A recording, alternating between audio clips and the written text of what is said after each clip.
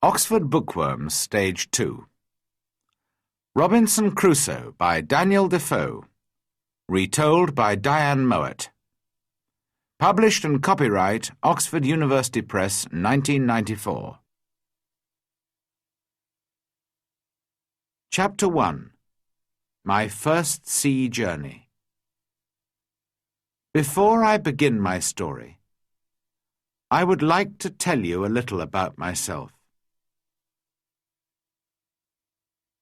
I was born in the year 1632, in the city of York in the north of England.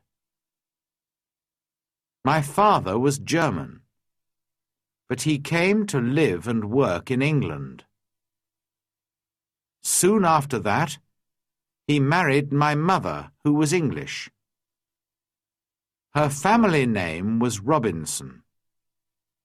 So when I was born, they called me Robinson after her. My father did well in his business, and I went to a good school. He wanted me to get a good job and live a quiet, comfortable life. But I didn't want that.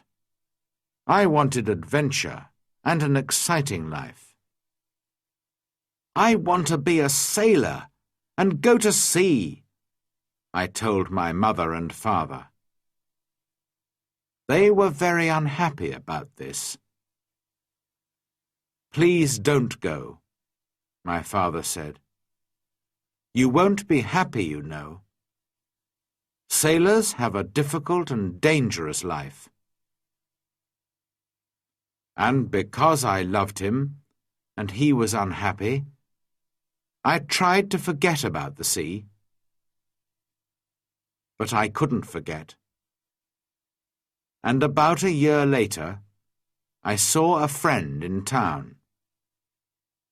His father had a ship, and my friend said to me, "We're sailing to London tomorrow. Why don't you come with us?" And so, on September the 1st, 1651, I went to Hull, and the next day we sailed for London.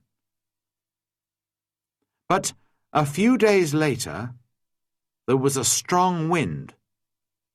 The sea was rough and dangerous, and the ship went up and down, up and down. I was very ill and very afraid.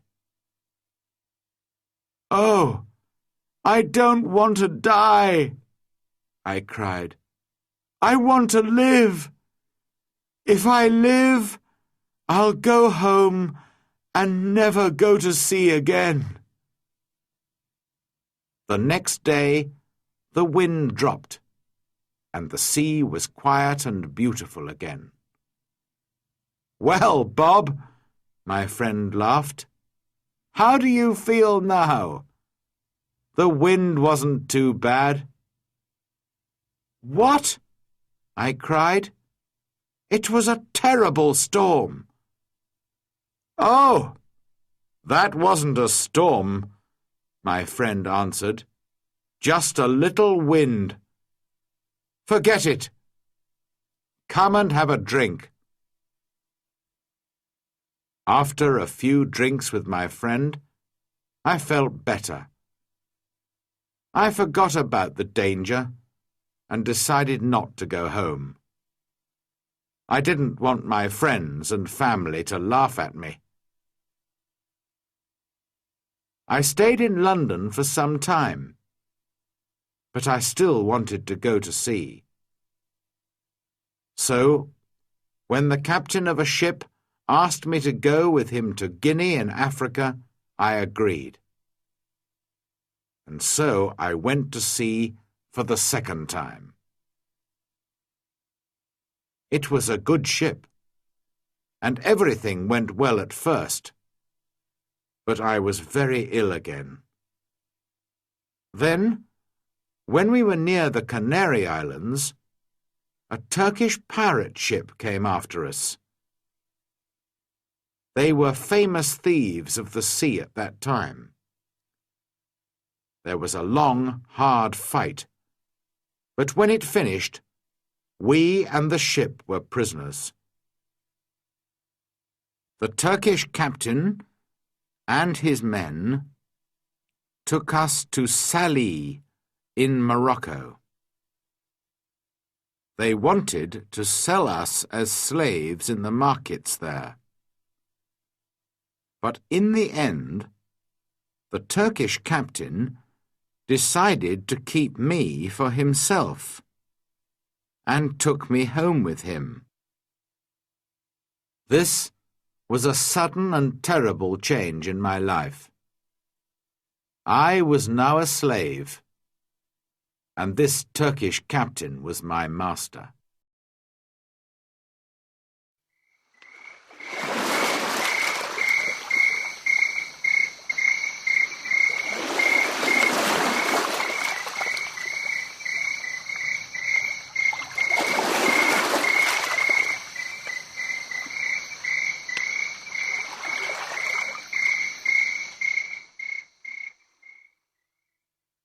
Chapter 2. Down the coast of Africa. For 2 long years, I lived the life of a slave. I worked in the house and the garden, and every day I planned to escape, but it was never possible. I thought about it day and night. My master liked to go fishing in a little boat, and he always took me with him. A man called Merle and a young boy also went with us. One day my master said to us, "Some of my friends want to go fishing tomorrow. Get the boat ready." So we put a lot of food and drink on the boat, and the next morning we waited for my master and his friends. But when my master arrived, he was alone. "My friends don't want to go fishing today," he said to me. "But you go with Merle and the boy, and catch some fish for our supper tonight." "Yes, master," I answered quietly. But inside I was excited. "Perhaps now I can escape," I said to myself. My master went back to his friends, and we took the boat out to sea. For a time we fished quietly, and then I moved carefully behind Merle and knocked him into the water. "Swim!" I cried. "Swim to the shore!" My master liked to shoot seabirds, and so there were guns on the boat. Quickly, I took one of these guns. Merle was swimming after the boat, and I shouted to him, "Go back to the shore! You can swim there. It's not too far. I won't hurt you, but if you come near the boat, I'll shoot you through the head." So Merle turned and swam back to the shore as quickly as he could. Then I said to the boy, "Zuri, if you help me, I'll be a good friend to you. If you don't help me, I'll push you into the sea too." But Zuri was happy to help me. "I'll go all over the world with you," he cried. I wanted to sail to the Canary Islands, but I was afraid to go too far from the shore. It was only a small boat, and so we sailed on south for some days. We had very little water, and it was dangerous country here, with many wild animals. We were afraid, but we often had to go on shore to get more water. Once I used a gun to shoot a wild animal. I don't know what animal it was, but it made a good meal. For about 10 or 12 days, we sailed on south, down the coast of Africa. Then, one day, we saw some people on the shore. Strange, wild people, who did not look friendly.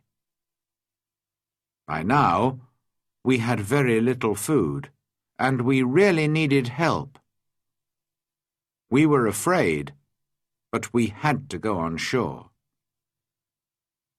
At first, they were afraid of us too. Perhaps white people never visited this coast. We did not speak their language, of course, so we used our hands and faces to show that we were hungry. They came with food for us, but then they moved away quickly. We carried the food to our boat, and they watched us. I tried to thank them, but I had nothing to give them. Just then, 2 big wild cats came down to the shore from the mountains. I think they were leopards. The people were afraid of these wild cats, and the women cried out. Quickly, I took a gun and shot one of the animals. The second wild cat ran back up into the mountains. Guns were new to these African people, and they were afraid of the loud noise and the smoke. But they were happy about the dead wild cat. I gave them the meat of the dead animal, and they gave us more food and water. We now had a lot of food and water, and we sailed on. 11 days later, we came near the Cape Verde Islands. We could see them, but we couldn't get near because there was no wind. We waited. Suddenly, Zuri called to me, "Look, a ship!" He was right. We called and shouted and sailed our little boat as fast as we could. But the ship did not see us. Then I remembered the guns, which made a lot of smoke. A few minutes later, the ship saw us and turned. When we were on the ship, the Portuguese captain listened to my story. He was going to Brazil and agreed to help me, but he wanted nothing for his help. "No," he said when I tried to pay him. "Perhaps one day someone will help me when I need it." But he gave me money for my boat and for Zuri too.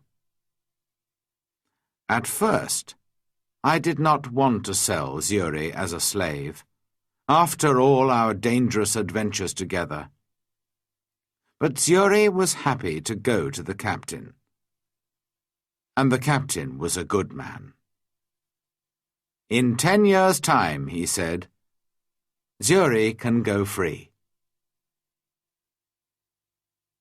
When we arrived in Brazil, 3 weeks later, I said goodbye to the captain and Zuri, left the ship, and went to begin a new life.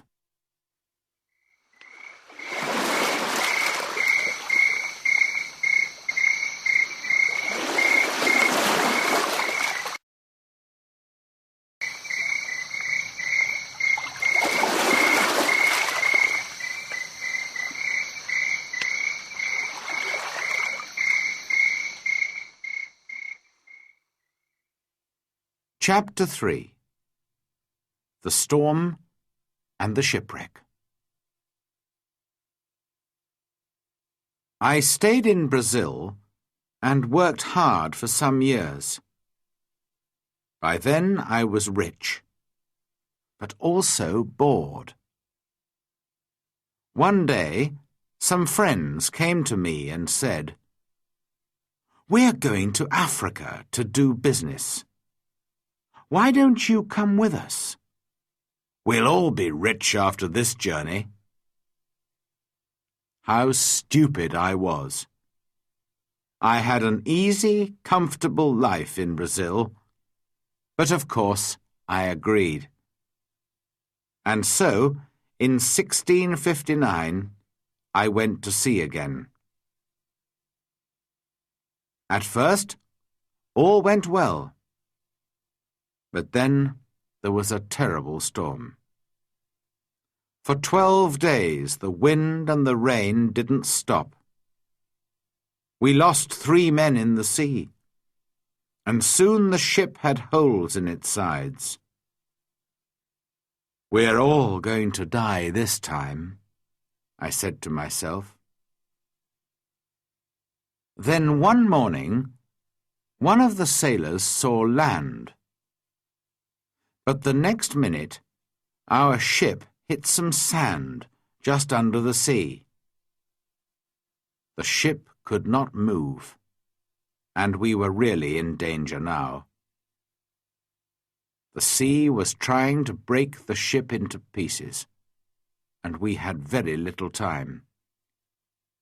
Quickly, we put a boat into the sea and got off the ship. But the sea was very rough, and our little boat could not live for long in that wild water. Half an hour later, the angry sea turned our boat over, and we were all in the water. I looked round for my friends, but I could see nobody. I was alone. That day I was lucky, and the sea carried me to the shore. I could not see the land, only mountains of water all around me.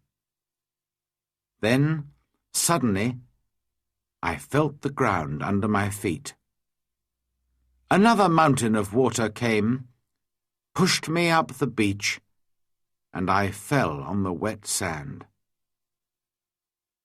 At first, I was very thankful to be alive.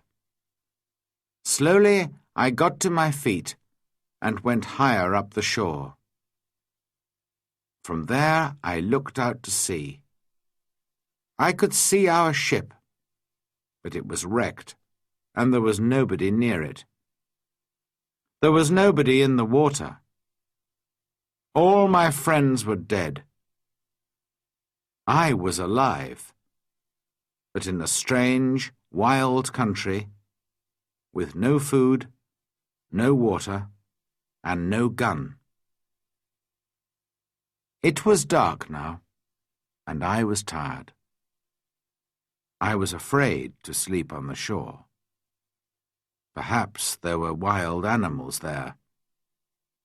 So I went up into a tree, and I stayed there all night.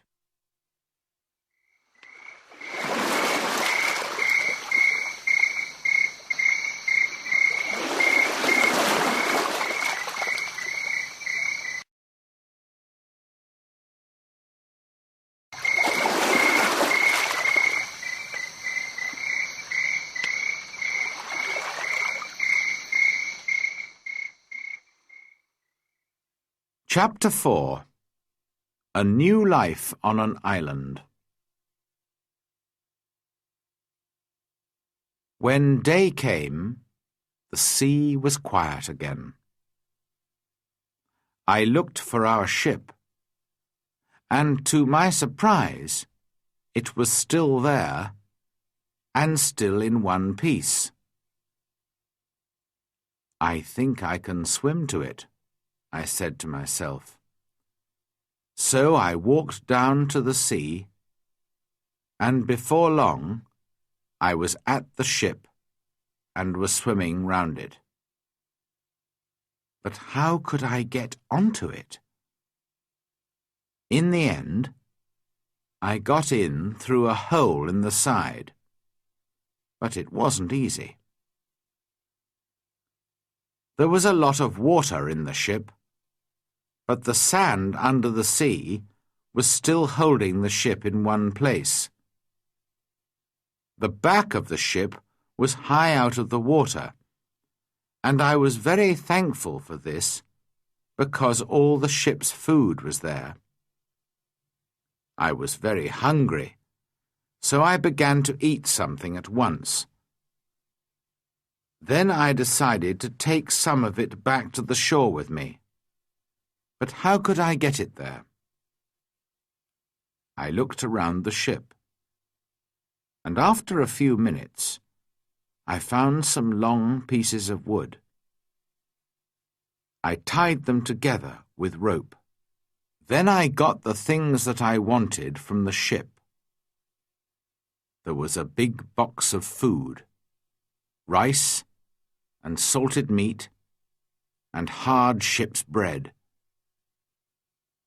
I also took many strong knives and other tools, the ship's sails and ropes, paper, pens, books, and 7 guns.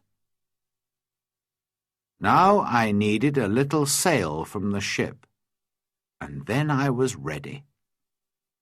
Slowly and carefully, I went back to the shore.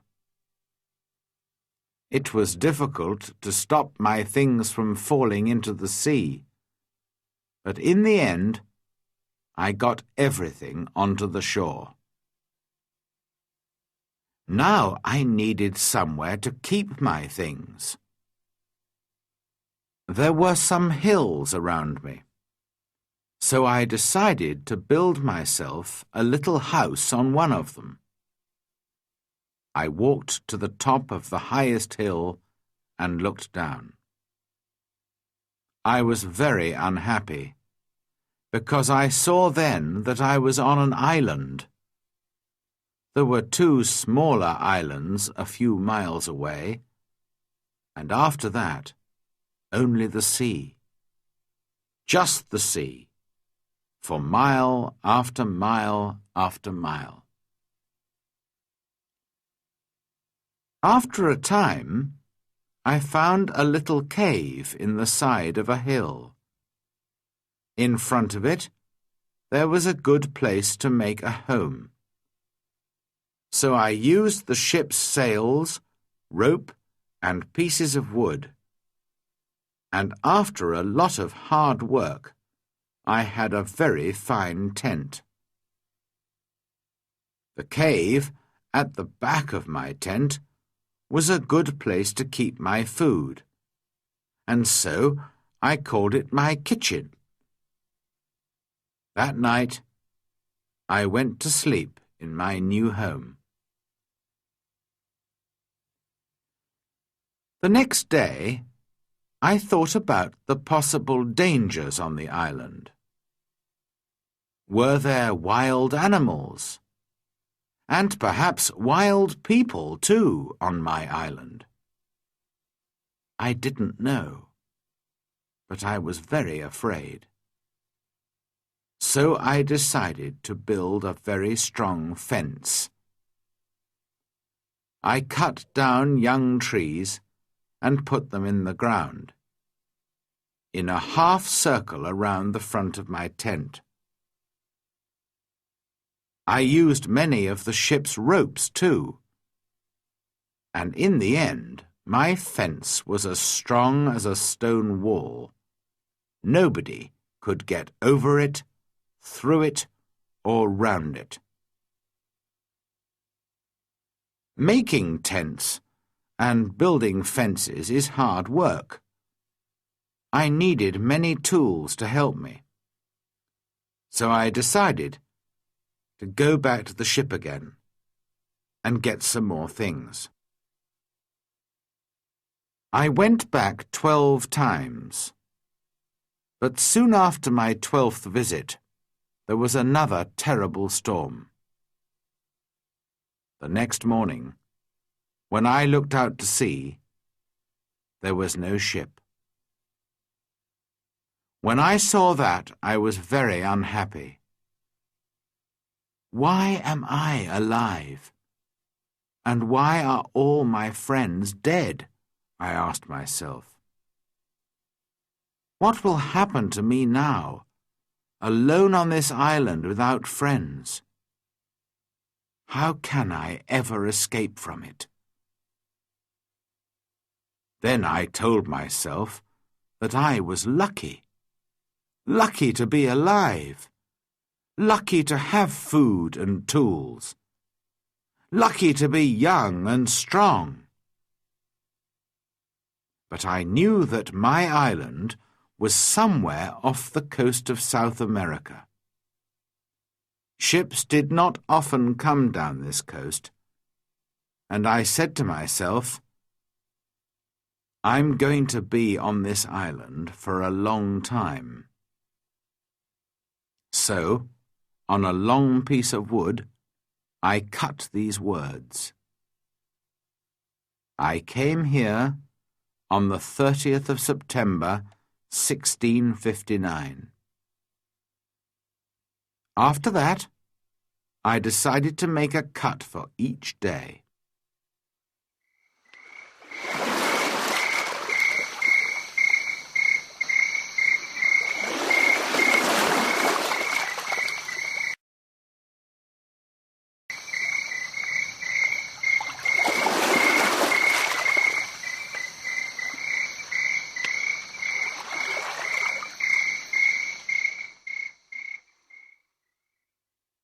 Chapter 5.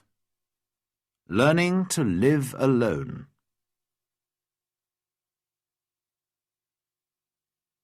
I still needed a lot of things. Well, I said, I'm going to have to make them. So every day I worked. First of all, I wanted to make my cave bigger. I carried out stone from the cave, and after many days' hard work, I had a large cave in the side of the hill. Then I needed a table and a chair, and that was my next job. I had to work on them for a long time. I also wanted to make places to put all my food and all my tools and guns. But every time I wanted a piece of wood, I had to cut down a tree. It was long, slow, difficult work. And during the next months, I learnt to be very clever with my tools. There was no hurry. I had all the time in the world. I also went out every day, and I always had my gun with me. Sometimes I killed a wild animal, and then I had meat to eat. But when it got dark, I had to go to bed because I had no light. I couldn't read or write because I couldn't see. For a long time, I didn't know what to do. But in the end, I learnt how to use the fat of dead animals to make a light. The weather on my island was usually very hot, and there were often storms and heavy rain. The next June, it rained all the time, and I couldn't go out very often. I was also ill for some weeks, but slowly I got better. When I was stronger, I began to go out again. The first time, I killed a wild animal, and the second time, I caught a big turtle. I was on the island for 10 months before I visited other parts of it. During those months, I worked hard on my cave and my house and my fence. Now I was ready to find out more about the rest of the island. First, I walked along the side of a little river. There I found open ground without trees. Later, I came to more trees with many different fruits. I decided to take a lot of the fruit and to put it to dry in the sun for a time. Then I could keep it for many months. That night, I went to sleep in a tree for the second time, and the next day I went on with my journey. Soon, I came to an opening in the hills. In front of me, everything was green, and there were flowers everywhere. There were also a lot of different birds and animals. I saw that my house was on the worst side of the island. But I didn't want to move from there. It was my home now. I stayed away for 3 days, and then I came home. But I often went back to the other, greener side of the island. And so my life went on. Every month I learnt to do or to make something new. But I had troubles and accidents too. Once there was a terrible storm with very heavy rain. The roof of my cave fell in and nearly killed me. I had to build it up again with many pieces of wood. I had a lot of food now. I cooked it over a fire or dried it in the sun.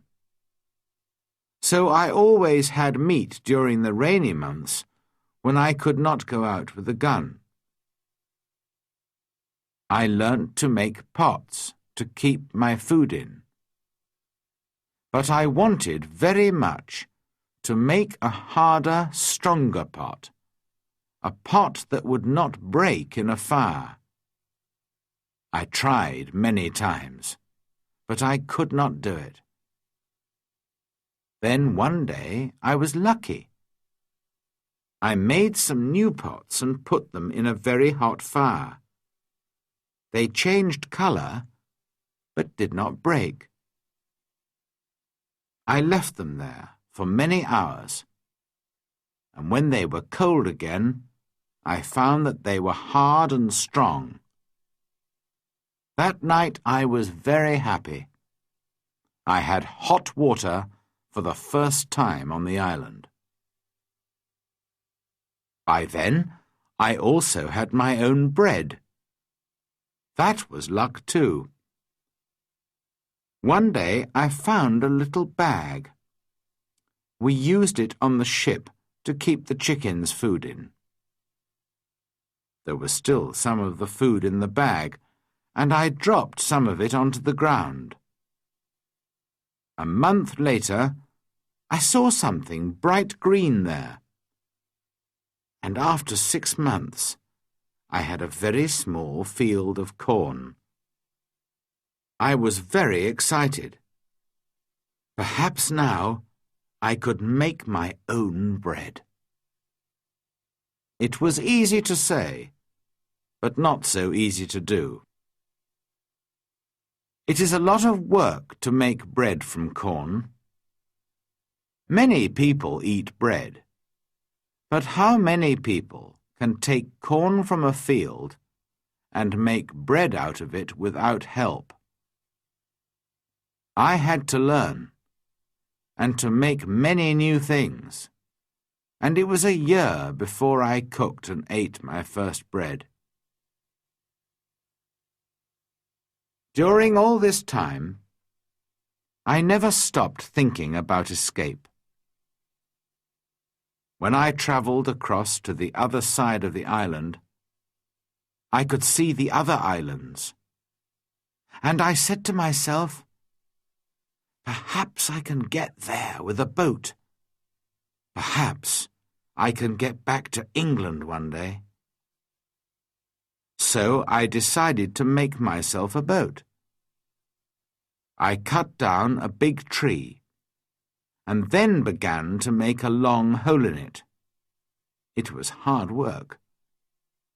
But about 6 months later, I had a very fine canoe. Next, I had to get it down to the sea. How stupid I was! Why didn't I think before I began work? Of course, the canoe was too heavy. I couldn't move it.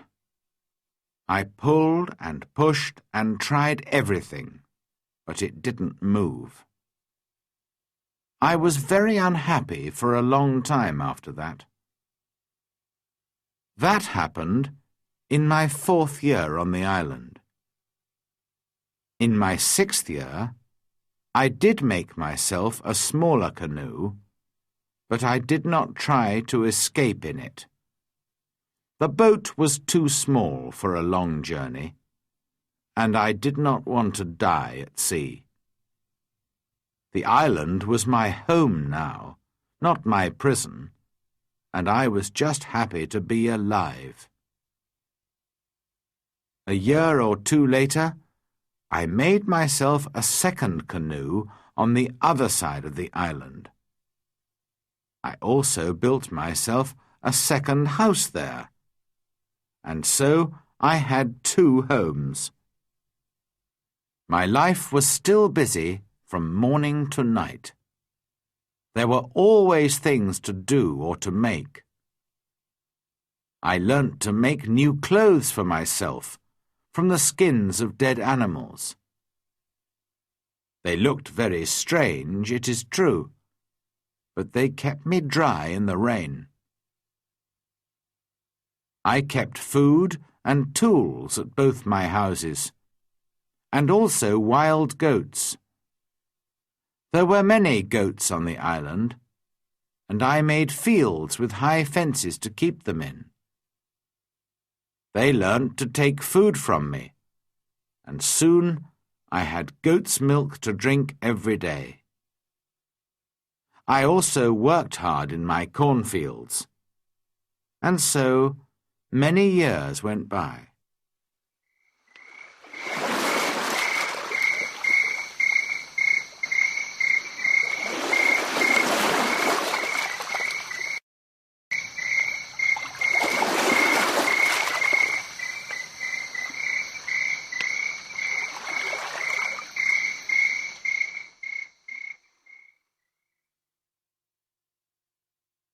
Chapter 6.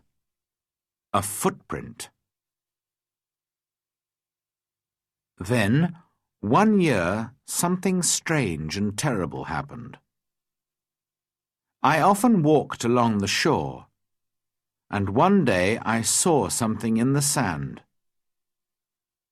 I went over to look at it more carefully, and stopped in sudden surprise. It was a footprint. The footprint of a man. Who could this be? Afraid, I looked around me. I listened. I waited. Nothing. I was more and more afraid. Perhaps this man was one of those wild people who killed and ate other men. I looked everywhere, but there was nobody, and no other footprint. I turned and hurried home. "There's someone on my island," I said to myself. "Perhaps he knows about me. Perhaps he's watching me now, from behind a tree. Perhaps he wants to kill me." That night, I couldn't sleep. The next day, I got all my guns ready, and I put more wood and young trees around my house. Nobody could see me now. But after 15 years alone on the island, I was afraid, and I did not leave my cave for 3 days. In the end, I had to go out to milk my goats. But for 2 years I was afraid. I stayed near my home, and I never used my guns because I didn't want to make a noise.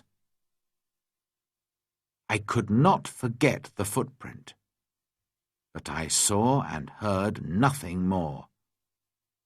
And slowly I began to feel happier.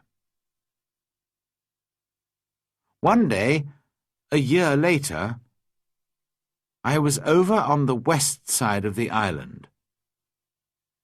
From there I could see the other islands, and I could also see a boat far out to sea. If you have a boat, I thought, it's easy to sail across to this island. Perhaps that explains the footprint. It was a visitor from one of the other islands. I began to move more freely around the island again, and built myself a third house. It was a very secret place in a cave. No wild man will ever find that, I said to myself. Then one year, something happened which I can never forget. I was again on the west side of the island and was walking along the shore. Suddenly, I saw something which made me feel ill. There were heads, arms, feet, and other pieces of men's bodies everywhere. For a minute, I couldn't think. And then I understood. Sometimes there were fights between the wild men on the other islands. Then they came here to my island with their prisoners to kill them, cook them, and eat them. Slowly, I went home, but I was very angry. How could men do this? For many months, I watched carefully for the smoke from fires, but I didn't see anything. Somehow, the wild men came and went, and I never saw them. I was angry and afraid. I wanted to shoot them all. But there were many of them, and only one of me. Perhaps I can shoot 2 or 3, I said to myself. But then they will kill and eat me. Then One morning in my 23rd year on the island, I was out in my fields, and I saw the smoke from a fire. Quickly, I went up the hill to watch.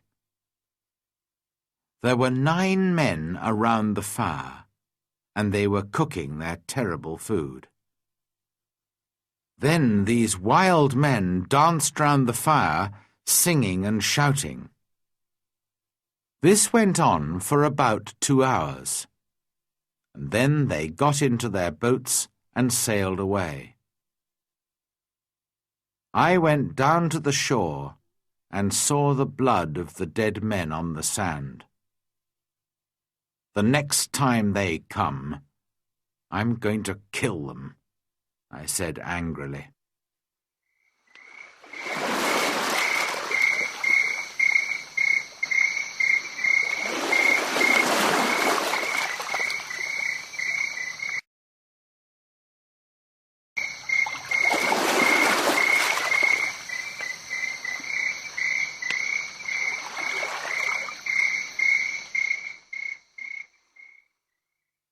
Chapter 7.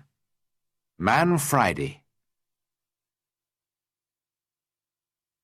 For 2 years, I never went anywhere without my gun. I felt lonely and afraid, and had many sleepless nights. One night, there was a very bad storm, and I thought I heard the sound of guns out at sea. The next morning, I looked out and saw a ship. It was lying on its side not far from the shore. Quickly, I put my little boat in the water and sailed out to it. There were 2 dead men on the ship, but no one alive. The bodies of the other sailors were lost in the sea. I took some clothes and tools, and also a box of Spanish gold and silver money. I was a rich man now, but what use was money to me? I could not buy anything with it. I wanted people, a friend, somebody to talk to, somebody who could help me escape from my island. One morning, I woke up and made a plan. I'll try to catch one of the prisoners of the wild men, I said to myself. He'll be happy to be alive, and perhaps he'll help me to escape. I watched day and night, but for 1.5 years there were no boats. Then one day, 5 boats came. There were about 30 men, and they had 2 prisoners. They made their fire on the sand and danced round it. Then they killed one of the prisoners and began to cook their terrible meal. The second prisoner waited under the trees, with 2 men to watch him. Suddenly, the prisoner turned and ran.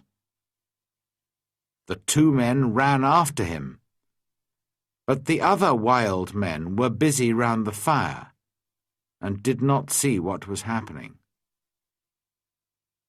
The prisoner ran like a wild goat, and soon I saw that he was coming near the bottom of my hill. As fast as I could, I ran down the hill and jumped out of the trees between the prisoner and the 2 wild men. I hit the first man with the wooden end of my gun, and he fell down, but I had to shoot the second man. The poor prisoner did not move. He was afraid of the noise of my gun. I called to him and tried to show him that I was friendly. Slowly, he moved nearer to me. But just then the first wild man began to get up from the ground. Then the prisoner spoke, and I understood that he wanted my sword. How happy I was to hear words again. I gave him my sword, and at once he cut off the head of his enemy. Hurriedly, we hid the dead bodies under some leaves, and then left quickly. I took my prisoner to my secret cave on the other side of the island, and gave him food and drink. After that, he went to sleep. He was a fine young man, about 25 years old, tall and well-built, with a kind face and a nice smile. He had a brown skin, black hair, bright eyes, and strong white teeth. I decided to give him the name of Man Friday, because I first saw him on a Friday. When he woke up in the morning, he ran out to me. I was milking my goats in the field, and he got down on the ground and put his head near my foot. I understood that he was thanking me, and I tried to show him that I was his friend. I began to teach him to speak English, and soon he could say his name, Master, and yes and no. How good it was to hear a man's voice again. Later that day, we went back to my first house. We went carefully along the beach, but there were no boats and no wild men. Just blood and bones all over the sand. I felt ill, but Friday wanted to eat the pieces of men's bodies which were still on the ground. I showed him that this was terrible for me, and he understood. When we got to my house, I gave Man Friday some trousers, and I made him a coat and a hat. He liked his new clothes very much. Then I made him a little tent to sleep in. But for a few weeks, I always took my gun to bed with me. Perhaps Friday was still a wild man, and would try to kill me in the night. At first, Friday was very afraid of my gun. Sometimes he talked to it and asked it not to kill him. Friday was a quick learner, and his English got better day by day. He helped me with the goats and with the work in the cornfields, and soon we were good friends. I enjoyed teaching him, and most of all, having a friend to talk to.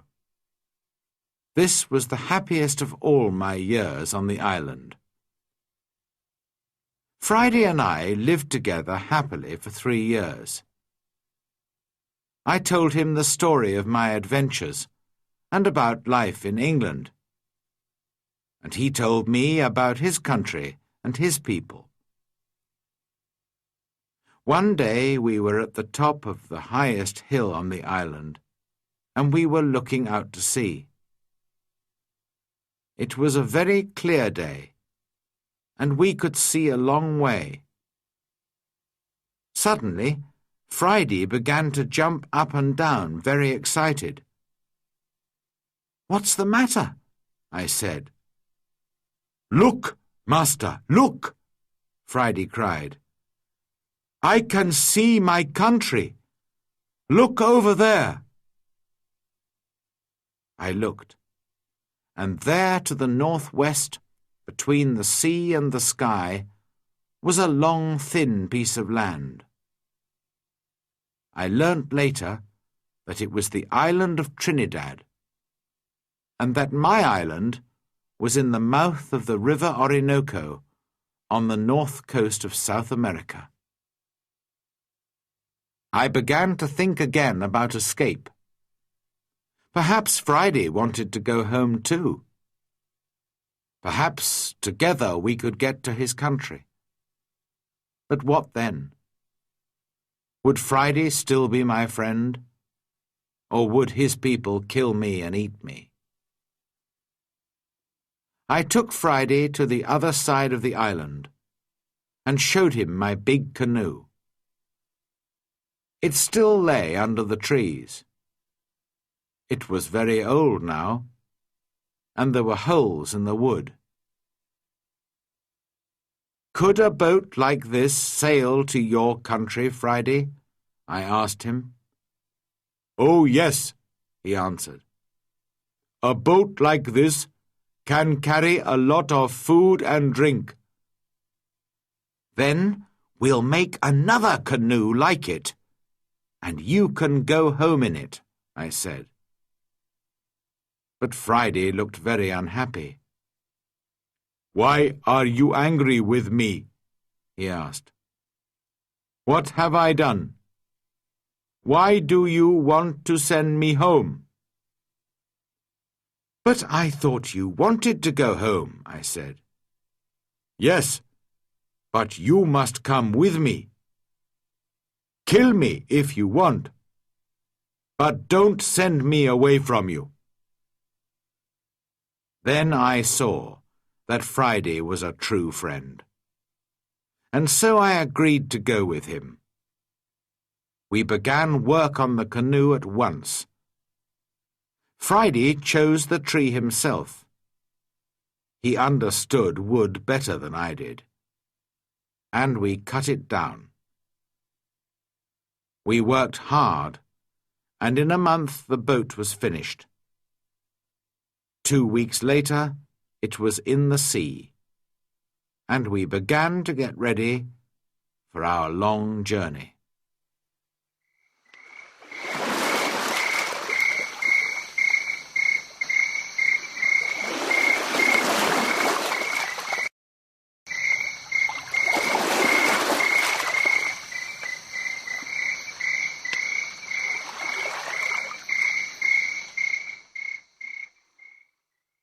Chapter 8. Escape from the Island. I was now in my 27th year on the island, and I did not want to be there for another year. We worked hard to get the corn in and to make a lot of bread.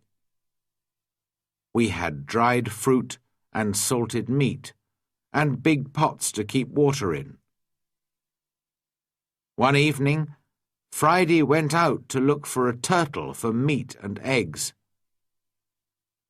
But in less than an hour he was back, and he looked very afraid. "Master! Master!" he cried.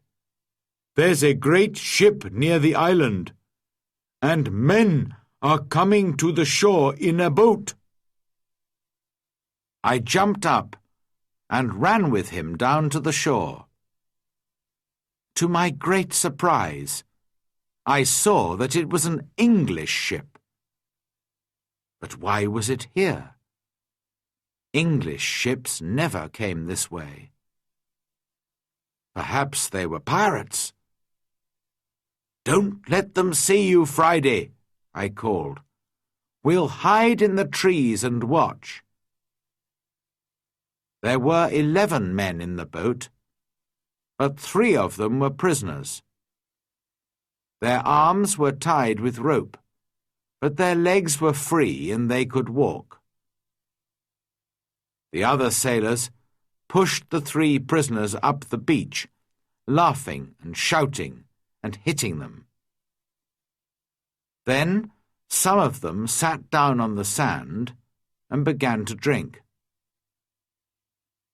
Others walked away to look at the island, and 2 men stayed to watch the boat. The 3 prisoners walked slowly along the beach and sat down under a tree not far from us. They looked very unhappy. Very quietly, I came up behind them through the trees and called out to them in English. "Don't be afraid," I said. "I'm an Englishman. Perhaps I can help you." The three men turned and looked at me. They did not answer at once. They were too surprised.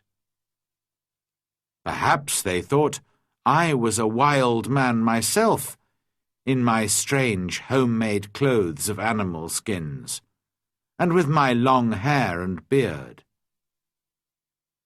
Then the oldest man spoke. "I am the captain of that ship," he said, "and these two men are my first and second officers. Last night there was a mutiny, and the seamen took the ship from me. Now they're going to leave the three of us here to die on this island." "Do these mutineers have guns?" "Only two," he answered, "and they've left those on the boat." "All right," I said. "We'll fight them. But if we get your ship back for you, you must take me back to England." The captain agreed immediately, and thanked me very warmly for my help. Friday ran back to my house to get all the guns, and the captain and I made a plan. The first part was easy, because the seamen were not ready for a fight. We shot the two men at the boat, and the captain shot another man. This man, Tom Smith, was the worst of them all, and he began the mutiny on the ship. Then the captain talked to the other 5 men, and they agreed to help him. They did not really want to be mutineers, but they were afraid of Tom Smith. "Now," I said to the captain, "we must get back your ship. How many men are on it?" 26, the captain replied, "and they will fight hard because they won't want to go home. It is death for all mutineers in England. But not all the men are bad. I'm sure that some of them will help me." Just then we saw another boat which was coming from the ship to the shore. There were 10 men in it, and they all had guns. We ran into the trees and waited. It was a long, hard fight, but by now it was dark, and this helped us very much. We ran here and there in the trees, calling and shouting. The seamen could not see us, and did not know how many men they were fighting. In the end, the first officer shouted to them, "Put down your guns and stop fighting. The captain has 50 island people to help him. We can kill you all." So the seamen stopped fighting, and we took their guns. 3 of the men agreed to come back to the captain, and we put the others in my cave. Friday and I stayed to watch the prisoners, while the captain and his men went back to fight for the ship. All night we listened to the sound of guns and shouting. But in the morning, when the sun came up, the captain was master of his ship again. I went down to the shore to meet him. "My dear friend," he cried, "there's your ship. I'll take you to the ends of the world in it." I put my arms round him, and we laughed and cried together. How happy I was to leave the island. My good friend Friday came with me, of course, but we left the mutineers on the island. We decided not to kill them. They could begin a new life on the island. I showed them my 3 houses, my cornfields, and my goats, and all my tools. Their life would be easy, because of all my hard work for so many years. And so, on the 19th of December, 1686, after 27 years, 2 months, and 19 days, I said goodbye to my island and sailed home to England.